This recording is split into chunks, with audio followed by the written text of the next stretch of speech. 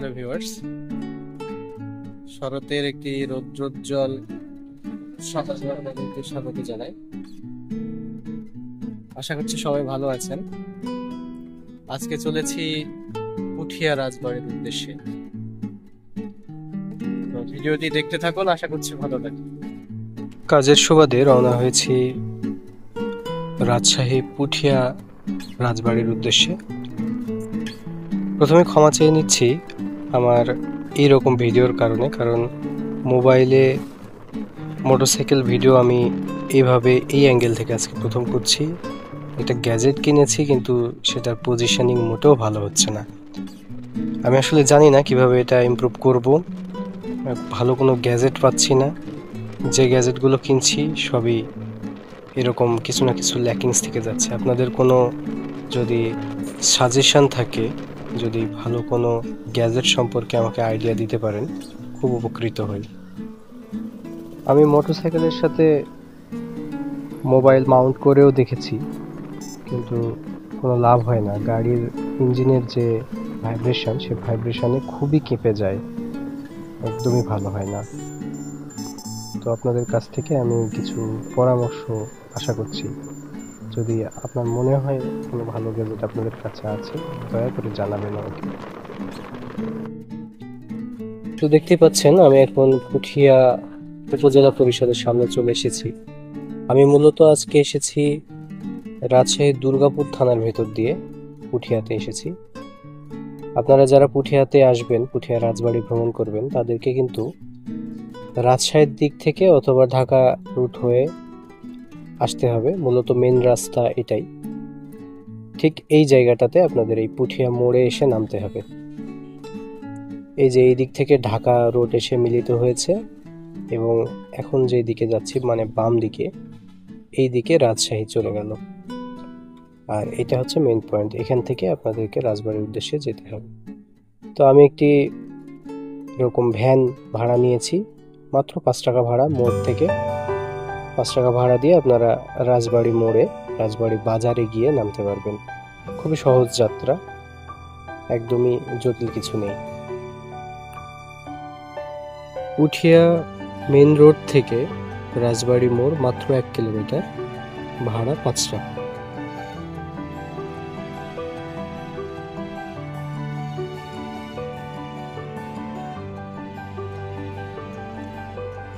আপনারা যারা হয়তো ভাবছেন 1 কিলোমিটার অনলি, আমি পায়ে হেঁটেই চলে যাব, তাদের জন্য বলি, হ্যাঁ, পায়ে তো হাঁটবেন।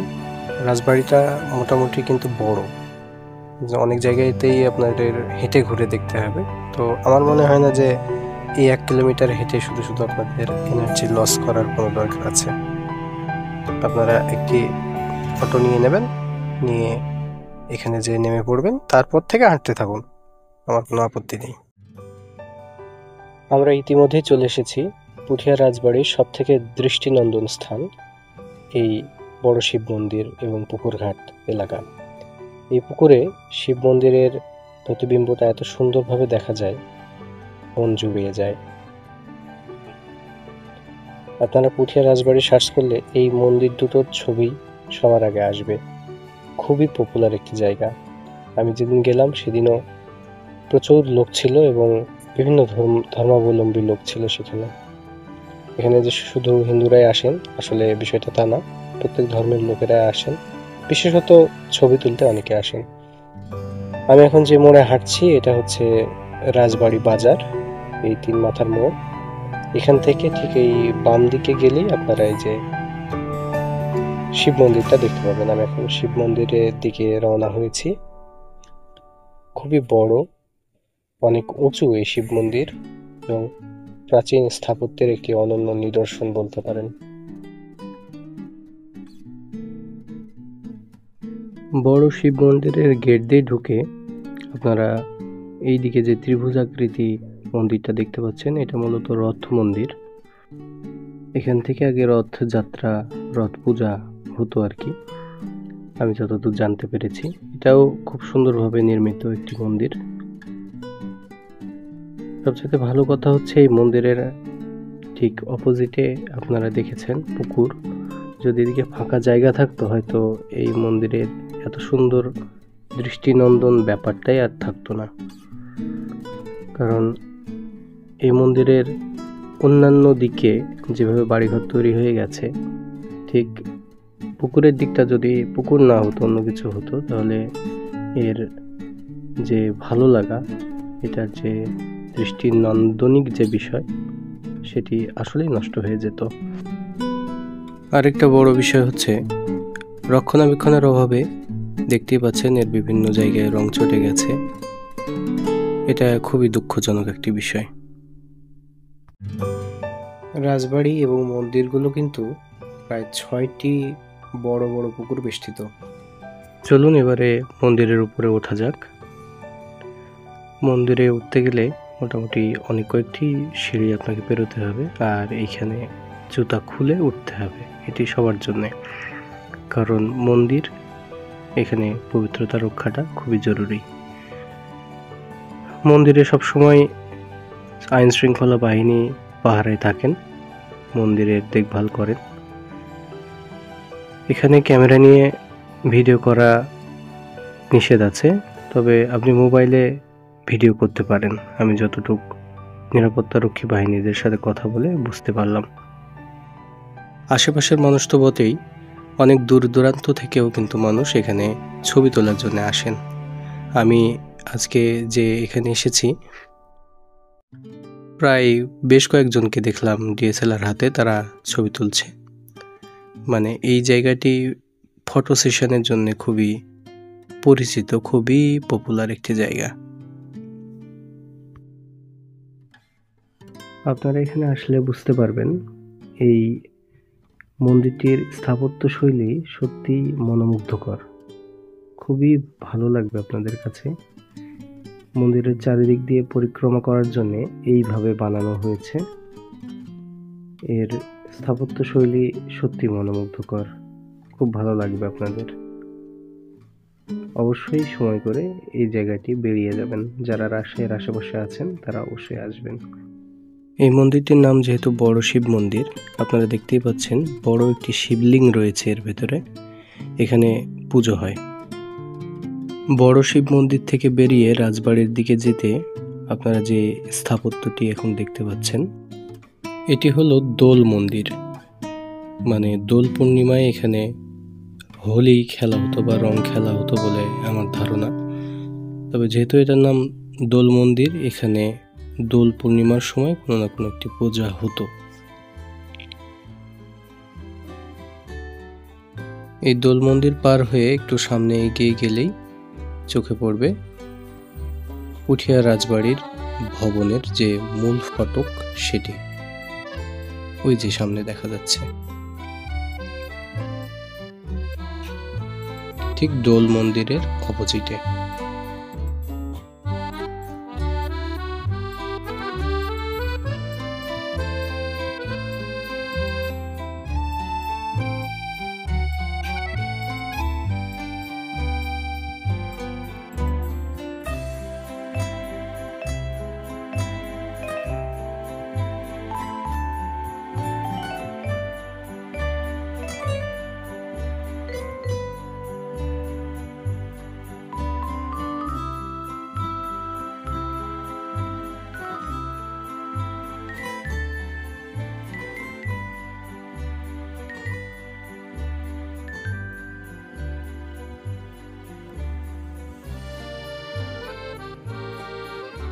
পুঠিয়া রাজবাড়ি এখন রাজবাড়ি জাদুঘর নামে পরিচিত।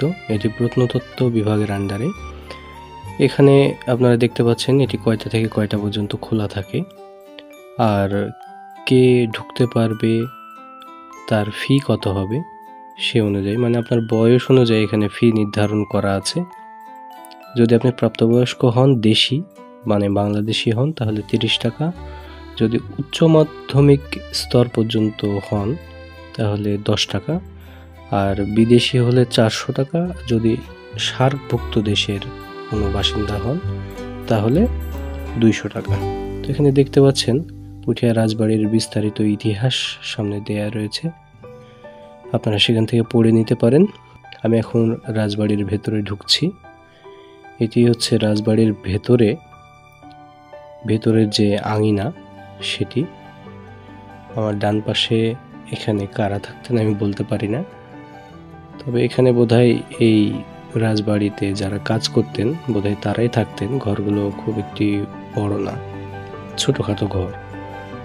আর এই নিচের দিকে এখানে বোধহয় ঘোড়া বা কোনো পশু রাখা হতো আমার যতদূর ধারণা, কারণ এগুলো খুবই নিচু এবং আলাদাভাবে নির্মিত। এখানে মানুষ থাকে না দেখেই বোঝা যায়, বা আগে থেকেও মানুষ থাকতো না।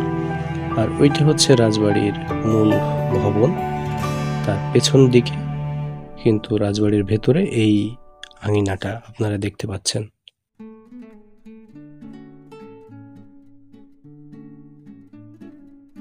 ওপাশে যে বড় স্তম্ভটি দেখতে পাচ্ছেন ওটি মূলত বড় গোবিন্দ মন্দির। ওপাশে আমরা যাব, তবে এই পাশটা আগে ঘুরে নিতে হবে, এই ভেতর দিয়ে যাবার রাস্তা নেই। এখন যেটি দেখতে পাচ্ছেন এটি এই মূল ভবনের পেছন দিকে আরেকটি এলাকা, রাজবাড়িরই অংশ। এদিক দিয়ে আগে রাস্তা ছিল যাওয়া আসার। এখানে সুন্দর পার্কের মতো বসার জায়গা আছে।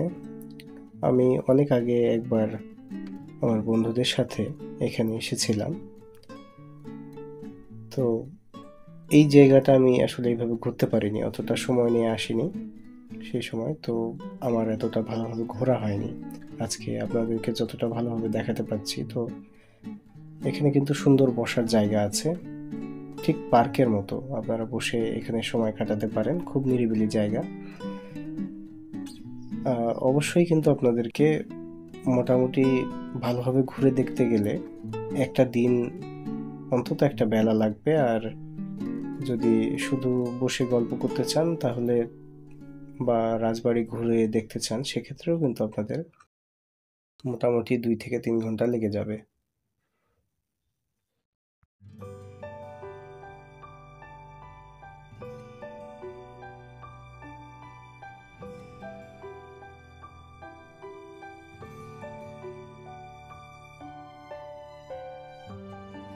আপনাদেরকে আজকে যে রাজবাড়ি ঘুরে দেখাচ্ছি এটি কিন্তু মহারানী হেমন্ত কুমারীর বাসভবন।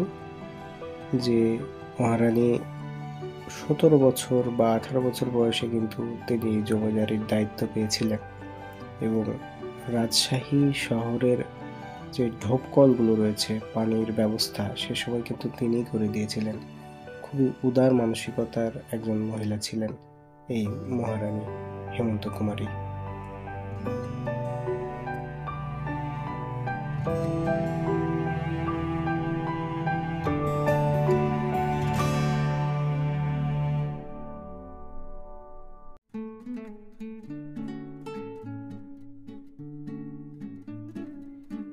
এখন আমরা যেদিকে যাচ্ছি সেটি হচ্ছে রানীমার স্নান ঘাট।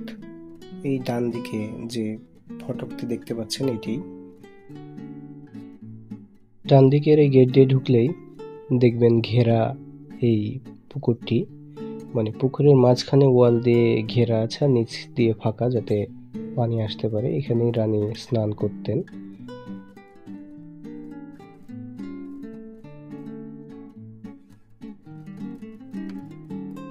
এই স্নানাগার থেকে বেরিয়ে একটু সামনে গেলেই বাম দিকের যে জমিদার বাড়িটি, তার পাশে আপনারা একটি মন্দির দেখতে পাবেন।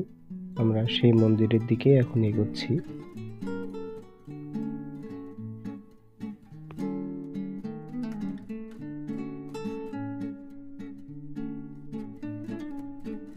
সামনে যে মন্দিরটি দেখতে পাচ্ছেন এটির নাম ছোট আন্নিক মন্দির।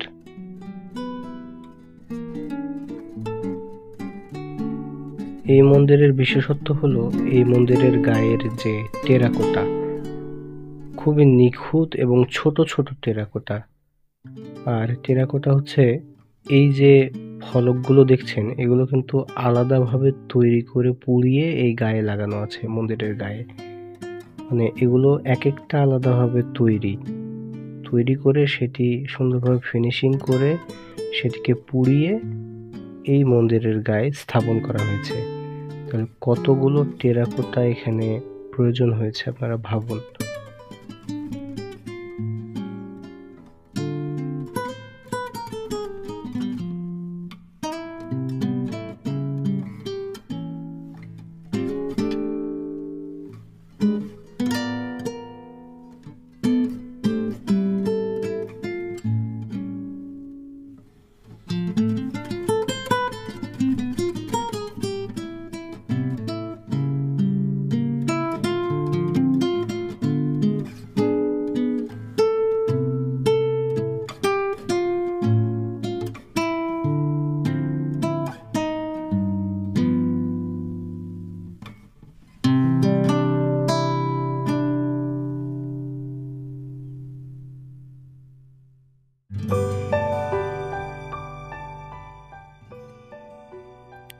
ছোট আহ্নিক মন্দির থেকে বড় গোবিন্দ মন্দিরে যাওয়ার একটি রাস্তা আছে, তবে এটিতে কেন জানি তালা ঝুলিয়ে দেয়া আছে। সম্ভবত যারা দর্শনার্থী আছে তাদেরকে অর্গানাইজ করার জন্যে, যেখান সেখান দিয়ে যেন কেউ ঢুকতে না পারে এরকম বন্ধ করার জন্য হয়তো এই রাস্তাটি বন্ধ করা হয়েছে। এদিক দিয়েও সহজে যাওয়া যেত, তবে এখন আবার ঘুরে যেতে হবে। আমি ঘুরে রাজবাড়ির ভেতরে আসলাম এবং এখানে এসে এই জায়গাটা দেখে আমার মনে হলো এটি বোধহয় দরবার হল ছিল। এখানে রানীমা বসে হয়তো বিভিন্ন সমস্যার সমাধান দিতেন। এই জায়গাটা আমার দরবার হলের মতোই মনে হয়েছে। এবারে আমি রাজবাড়ি থেকে বেরিয়ে সামনের দিকে এসে দোতলায় উঠব, মানে মূল রাজবাড়িতে এখন উঠব। আমি এখন রাজবাড়ির দোতলায়। এখানে 3টি গ্যালারি রয়েছে, মানে জাদুঘর। সেখানে বিভিন্ন জিনিস রাখা হয়েছে ব্যবহার্য, এবং কোষ্ঠী পাথরের মূর্তি রয়েছে এখানে। এগুলো সম্ভবত এই রাজপরিবারেরই কোনো মন্দির থেকে সংগ্রহ করা। আমি ইচ্ছা করেই ভেতরের ভিডিওগুলো করিনি, কারণ আপনাদের আসার আগ্রহটাই হয়তো নষ্ট হয়ে যাবে। আমি চাই আপনারা আসুন। এখানে ভেতরে ভিডিও করা যায় কিনা আমি শিওর নই, তবে আমি ইচ্ছা করে ভিডিওটা করিনি, কারণ আমি চাই আপনারা নিজে এসে দেখুন।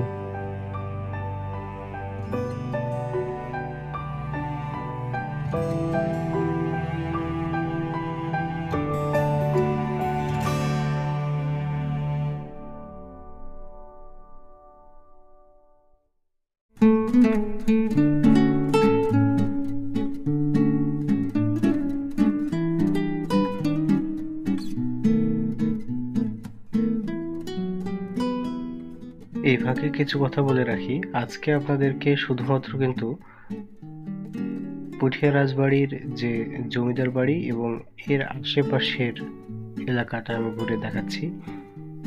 এগুলো ছাড়াও মহারানী হেমন্ত কুমারীর যে হাওয়া মহল ছিল সেটা কিন্তু এখান থেকে প্রায় 3 কিলোমিটার দূরে, এবং জন প্রতি প্রায় ভাড়া পড়বে 20 থেকে 30 টাকা করে। সেটার জন্য আলাদা সময় নিয়ে আসতে হবে। আমার সময়টা ঠিক সেভাবে ছিল না, এই জন্য আজকে এই ভিডিওর মাধ্যমে আপনাদের দেখাতে পারছি না, হয়তো ভবিষ্যতে কোনো একদিন দেখাবো। দোতলার জানালা থেকেও বড় গোবিন্দ মন্দিরটি খুব সুন্দর দেখা যায়। চলুন সেদিকে যাওয়া যাক। তবে সেখানে যেতে গেলে আপনাকে আবার নিচে নামতে হবে। এই যে আমি এখন নিচে এসেছি, এসে ঠিক এই ফটক দিয়ে এখন বড় গোবিন্দ মন্দিরের দিকে যাব। আর গোবিন্দ মন্দির মানে তো আপনারা জানেন, সেটি রাধাকৃষ্ণ মন্দির। সেখানে রাধাকৃষ্ণের পূজা হয়। দেখতেই পাচ্ছেন খুব সুন্দর একটি মন্দির। এটির সাথে দিনাজপুরের কান্তজি মন্দিরের অনেকটা সাদৃশ্য রয়েছে।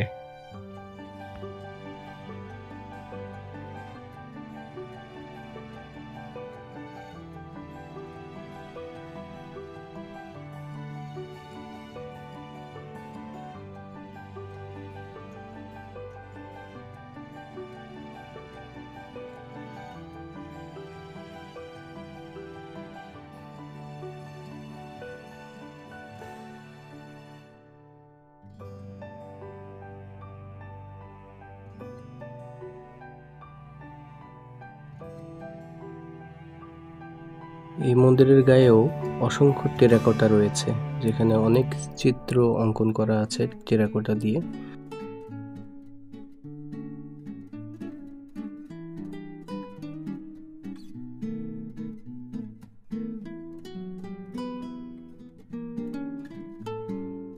এখন যে ভাঙা ঘরের মতো এগুলো দেখতে পাচ্ছেন, আমি এখানকার পূজারীর সাথে কথা বলে যা জানলাম, এগুলোও কিন্তু মন্দির ছিল।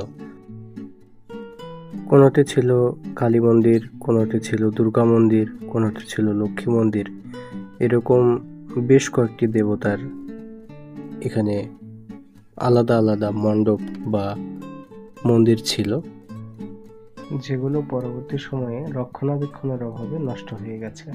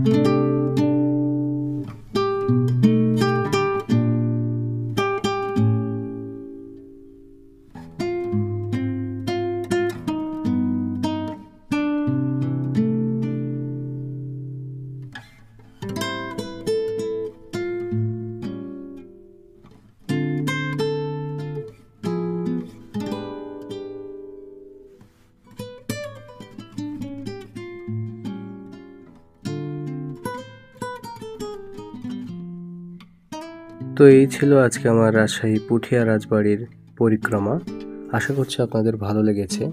যদি ভালো লাগে অবশ্যই আমার চ্যানেলটি সাবস্ক্রাইব করবেন বা ফলো করবেন এবং লাইক, কমেন্ট ও শেয়ার করে পাশে থাকবেন। টাটা।